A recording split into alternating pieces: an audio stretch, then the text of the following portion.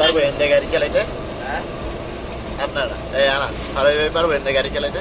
গাড়ি না বাইক। গাড়ি না বেল নাই, হালকা একটু বেল নাই। হালকা একটু বেল লাগবো।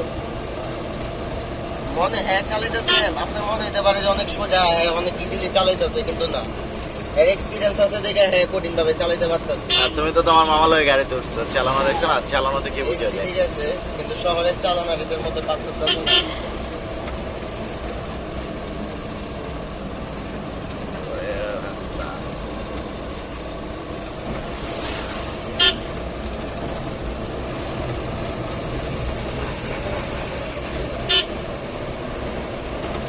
এই যে এই হেয়ার প্যাচটা বুঝতে আর খবর হয়ে যাবে।